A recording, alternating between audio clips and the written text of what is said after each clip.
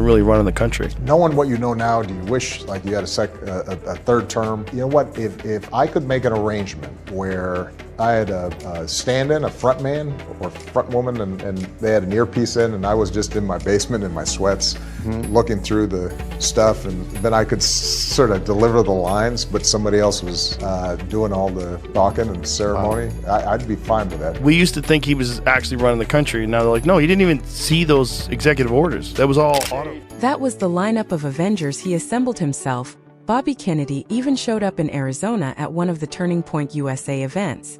You had Elon Musk, Tulsi Gabbard, the whole team, including Lara Trump, who did an incredible job behind the scenes, and Vivek, all of them. But November 5th, listen closely, was an absolute nightmare for one person. And you know who that was? Barack Obama. When Joe Rogan and Patrick Bet-David took aim at him, the smooth-talking illusion didn't stand a chance.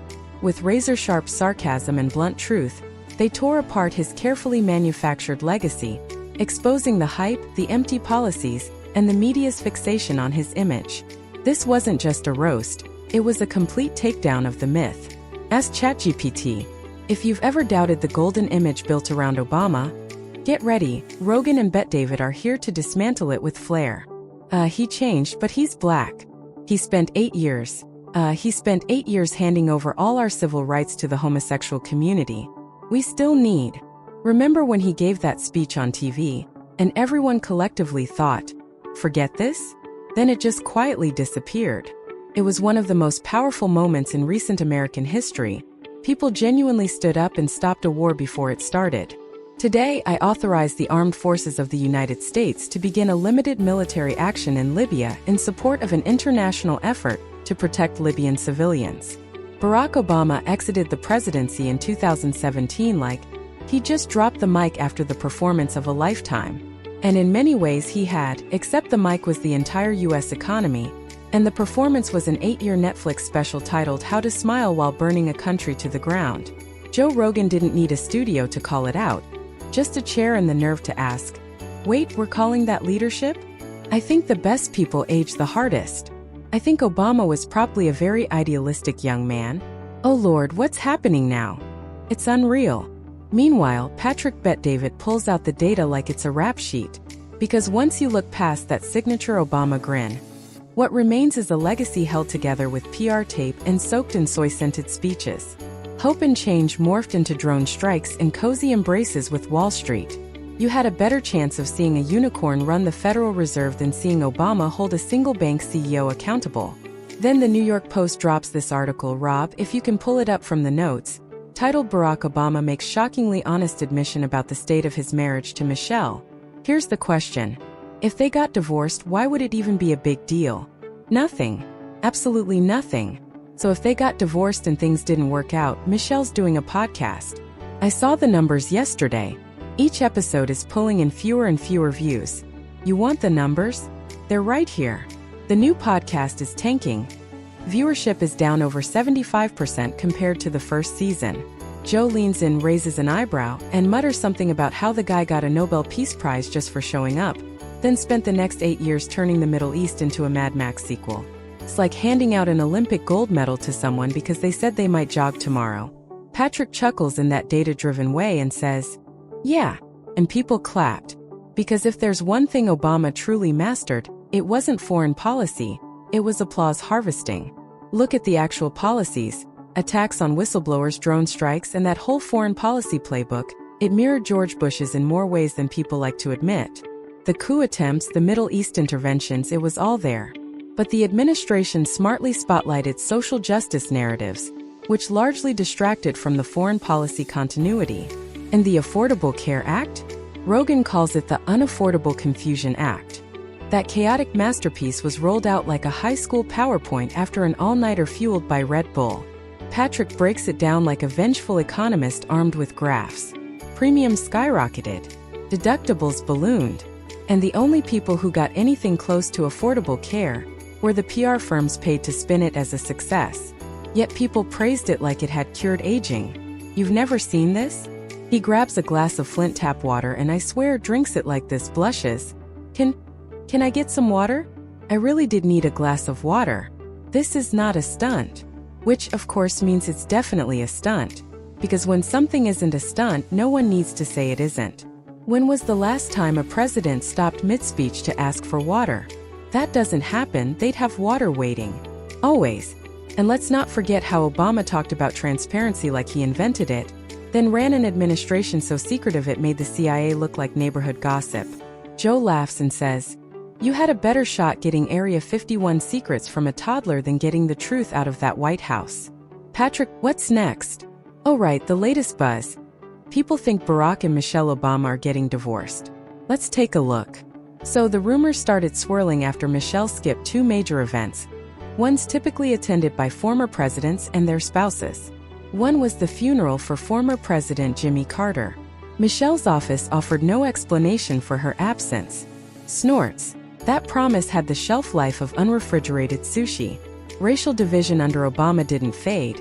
It entrenched itself, got hashtagged, and came back swinging harder than ever. Patrick jumps in and says that under Obama, the government basically turned into a culture war DJ, dropping tracks that stirred outrage, but taught no one anything. And the media? Don't even get Rogan started. They treated Obama. Patrick doesn't stop there. He pulls up the receipts on the Iran deal, handing billions to a regime that chants death to America, with the best defense being, but it's diplomatic. That's not diplomacy, that's fantasy cosplay. It's like giving a machete to a mugger just because he pinky promised to behave. Rogan leans back and says, "At that point, we were negotiating like we'd just taken a hit to the head. And don't forget the surveillance state. Obama campaigned on rolling it back, then cranked it up to 11. The NSA had more data on you than your own mother." Joe raises his eyebrows. So the guy who said he was anti-big. Joe mimics the classic Obama deflection. It's Bush's fault. It's Congress's fault. It's the system. Never once did he look in the mirror and say, "Maybe I shouldn't have been playing 12-dimensional chess with the country." Patrick just nods. When the economy faltered, he blamed the banks. When diplomacy fell short, he blamed history. When healthcare struggled, he blamed the Republicans. And when his policies failed, he blamed the weather. Speaking of failed policies, let's talk education. Rogan doesn't hold back. He straight up roasts him. 8 years to fix the education system, and he left it tangled in more red tape than a Soviet DMV. Patrick adds, his idea of reform was throwing money at bureaucracies and hoping test scores would magically rise. Inner cities didn't suddenly improve just because Obama recited a hopeful poem about them. They needed real structure, real reform, real leadership. Instead, they got tweets. Then came the tech brothers. Obama won Silicon Valley's affection faster than a new iPhone launch. During the Harris administration, Obama changed my opinion of that guy. Meanwhile, censorship quietly tightened its grip. The digital Iron Curtain didn't fall. It slid in with a smile. And let's not pretend his post-presidency helped. Most presidents bow out and live quietly, but Obama took the Netflix deal, the podcast deal. Then there's the whole issue of race baiting.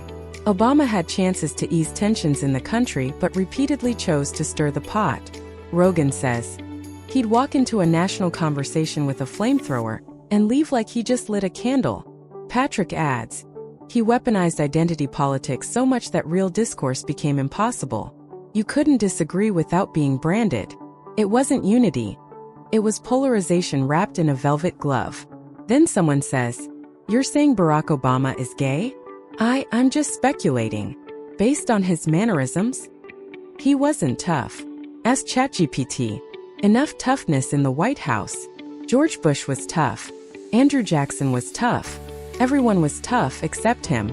He was the get-along, go-along kind of guy. But we don't need a president who just gets along. When the 2016 election came and his legacy was on the line, that smile cracked.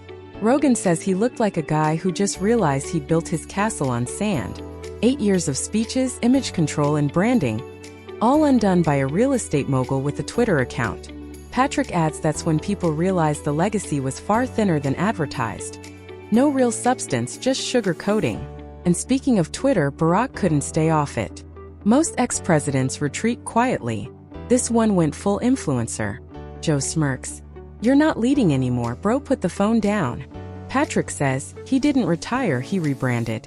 Became the guy who hovers behind the curtain, whispering snark and pretending he's not part of the drama. the shadow puppeteer of modern liberal politics. Meanwhile, Joe and Patrick break him down like it's biology class and the frogs already croaked. Every time someone says, "But he was so eloquent," they reply, "Dead." Obama was the guy who could sell you a glass of water during a flood and make you thank him for the drought. It was all image, all performance, and none of it added up when it came time to examine what was actually built. And when you look at what he left behind, a fractured political climate, growing economic inequality, a demoralized working class, and cultural divisions sharp enough to cut steel, what did we really get in return? A memoir, a playlist, and a Netflix special. Trump had his childish nicknames, wild conspiracy theories, and an obsession with crowd sizes. But what got me was the very fine people thing, the constant accusations that he was a racist white supremacist. When Obama wasn't complaining, he was trying to sell you stuff, running for president while hawking merchandise. Gold sneakers, a $100,000 watch. Why sell the watch? What's that about? That strategy might have worked back in 2017, but it doesn't anymore. People have grown numb to all of it. Joe laughs. We got a content creator in chief. Patrick adds.